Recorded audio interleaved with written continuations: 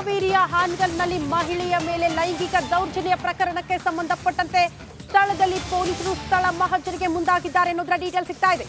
ಲೈಂಗಿಕ ದೌರ್ಜನ್ಯ ನಡೆದ ಸ್ಥಳದಲ್ಲಿ ಸ್ಥಳ ಮಹಜರಾಗ್ತಾ ಇದೆ.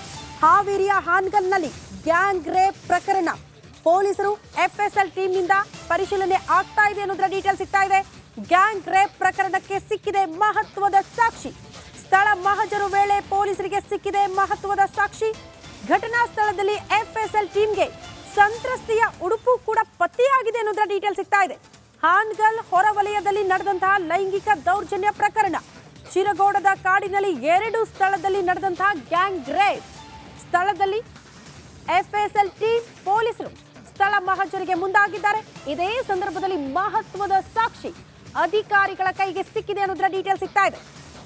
ಘಟನಾ ಸ್ಥಳದಲ್ಲಿ ಎಫ್ಎಸ್ಎಲ್ ಟೀಮ್ಗೆ ಸಂತ್ರಸ್ತೆಯ ಉಡುಪು ಪತ್ತೆಯಾಗಿದೆ ಅನ್ನೋದರ ಡೀಟೇಲ್ ಸಿಗ್ತಾ ಇದೆ. ನಾಚಿಕೆಗೇಡಿನ ಸಂಗತಿ, ರಾಜ್ಯದಲ್ಲಿ ಏನಾಗ್ತಾ ಇದೆ ಅನ್ನುವಂತ ಪ್ರಶ್ನೆ, ಮಹಿಳೆಯರಿಗೆ ಸುರಕ್ಷತೆ ಇಲ್ವಾ ಅನ್ನುವಂತ ಪ್ರಶ್ನೆ, ಪದೇ ಪದೇ ಮಹಿಳೆಯರ ಮೇಲೆ ದೌರ್ಜನ್ಯ, ಗ್ಯಾಂಗ್ ರೇಪ್ ಇಂಥ ಪ್ರಕರಣಗಳೇ ಬೆಳಕಿಗೆ ಬರ್ತಾ ಇರೋದ್ರಿಂದ ಏನಾಗ್ತಾ ಇದೆ ರಾಜ್ಯದಲ್ಲಿ ಅನ್ನೋದು ಪ್ರಶ್ನೆ, ಎತ್ತ ಸಾಗ್ತಾ ಇದೆ ಕಾನೂನು ಸುವ್ಯವಸ್ಥೆ ಅನ್ನೋದು ಕೂಡ ಪ್ರಶ್ನೆಯಾಗ್ತಾ ಇದೆ. ಸದ್ಯ ಹಾವೇರಿಯ ಹಾನಗಲ್ನಲ್ಲಿ ಗ್ಯಾಂಗ್ ರೇಪ್ ಪ್ರಕರಣಕ್ಕೆ ಸಂಬಂಧಪಟ್ಟಂತೆ ಪೊಲೀಸರು ಎಫ್ಎಸ್ಎಲ್ ಟೀಮ್ ಸ್ಥಳ ಮಹಜರಿಗೆ ಹೋಗಿರುವ ದೃಶ್ಯ. ಎಫ್ಎಸ್ಎಲ್ ಟೀಮ್ಗೆ ಮಹತ್ವದ ಸಾಕ್ಷಿ ಸಿಕ್ಕಿದೆ. ಈ ಪ್ರಕರಣದಲ್ಲಿ ಮಹಿಳೆ ಧರಿಸಿದಂತಹ ಉಡುಪು ಪತ್ತೆಯಾಗಿದೆ ಅನ್ನೋದರ ಡೀಟೇಲ್ ಸಿಗ್ತಾ ಇದೆ. ಅದೇ ಜಾಗದಲ್ಲಿ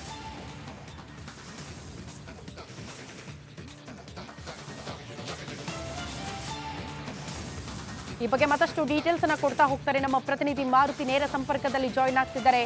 ಮಾರುತಿ, ನಿಜಕ್ಕೂ ನಾಚಿಕೆಗೇಡಿನ ಸಂಗತಿ, ರಾಜ್ಯದಲ್ಲಿ ಏನಾಗ್ತಾ ಇದೆ, ಕಾನೂನು ಸುವ್ಯವಸ್ಥೆ ಎತ್ತ ಸಾಗ್ತಾ ಇದೆ ಅನ್ನುವಂಥ ಪ್ರಶ್ನೆ, ಮಹಿಳೆಯರಿಗೆ ಸುರಕ್ಷತೆಯೇ ಇಲ್ವಾ ಅನ್ನುವಂಥ ಅನೇಕ ಪ್ರಶ್ನೆಗಳು ಕಾಡ್ತಾ ಇದೆ.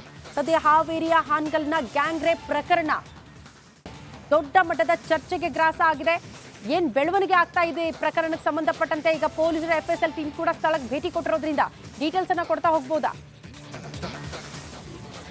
ಸ್ಮೃತಿ, ನಿನ್ನೆ ಕಳೆದ ಸೋಮವಾರ ಘಟನೆ ನಡೀತು. ಈ ಘಟನೆ ನಡೆದ ನಂತರ ಎಫ್ಎಸ್ಎಲ್ ಟೀಮ್ ದಾವಣಗೆರೆಯಿಂದ ಹಾನಗಲ್ಗೆ ಬರುವಂತದ್ದು, ಏನೆಲ್ಲ ಮಾಹಿತಿ ಕಲೆ ಹಾಕ್ಬೇಕು ಅದೆಲ್ಲವನ್ನ ಪೊಲೀಸರಿಗೆ ಮಾಡಿರುವಂತದ್ದು. ಅದರ ಜೊತೆಗೆ ಈಗ ಸಂಪೂರ್ಣವಾಗಿ ಎಫ್ಎಸ್ಎಲ್ ಟೀಮ್ ಏನು ಹಾವೇರಿಗೆ ನಿನ್ನೆ ಆಗಮಿಸಿತ್ತು, ಆ ಟೀಮ್ ಬಂದ ನಂತರ ಸ್ಥಳ ಮಹಜರು ಮಾಡ್ಲಿಕ್ಕೆ ಸಾಕಷ್ಟು ಕೆಲಸವನ್ನ ಮಾಡ್ಲಿಕ್ಕೆ ಓಡಾಡ್ತಾ ಇರುವಂತದ್ದು. ಅದರಲ್ಲೂ ಆರೋಪಿ ಮತ್ತೆ ಸಂತ್ರಸ್ತ ಮಹಿಳೆಯನ್ನ ಕೂಡ ಕರ್ಕೊಂಡು ಇರುವಂತಹ ಜಾಗಗಳಿಗೆ ಕರ್ಕೊಂಡು ಹೋಗುವಂತ ವ್ಯವಸ್ಥೆಯಲ್ಲಿ ಮುಂದಾಗುವ ಅಂತ ಹೇಳ್ಬೋದು.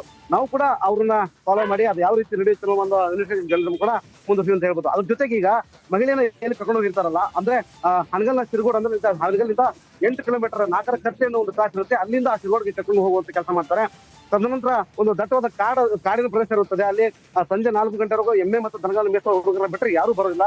ಅಂತಹ ಯಾರು ಇರದ ಒಂದು ಜಾಗಕ್ಕೆ ಈ ಮಹಿಳೆಯನ್ನ ಕೊಂಡೊಯ್ತಾರೆ. ಅಲ್ಲಿ ಹೋಗಿ ಈ ಒಂದು ಪ್ರಕ್ರಿಯೆಯನ್ನು ಮಾಡಿದ್ರು ಅಂತ ಹೇಳಿ ಈಗ ಸಾಕಷ್ಟು ಮಾತುಗಳು ಕೇಳಿ ಬರ್ತಿರುವಂತದ್ದು. ಅದ್ರ ಜೊತೆಗೆ ನಿನ್ನೆ ಎಫ್ಎಸ್ಎಲ್ ಟೀಮ್ ಬಂದಾಗ ಏನೆಲ್ಲ ಸಿಕ್ತು ಅಂತಲ್ಲಿ ಆ ಮಹಿಳೆಯ ಒಳ ಉಡುಪು ಕೂಡ ಸಿಕ್ಕಿರುವಂತದ್ದು.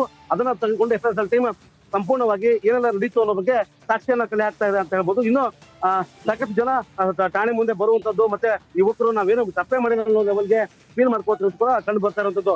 ಇದಕ್ಕೆ ಎಫ್ಎಸ್ಎಲ್ ಟೀಮ್ ಹಾವೇರಿಗೆ ಬಂದ ನಂತರ ಏನೇನು ಸಾಕ್ಷ್ಯ ದೊರಕಿದಾವೆ, ಮುಂದೆ ಏನಾಗುತ್ತೆ ಅನ್ನೋದನ್ನ ಕಾನೂನು ಪ್ರಕ್ರಿಯೆಗಳಾದ್ಮೇಲೆ ಇನ್ವೆಸ್ಟಿಗೇಷನ್ ಆದ್ಮೇಲೆ ತಿಳಿದು ಬರುವಂತದ್ದು.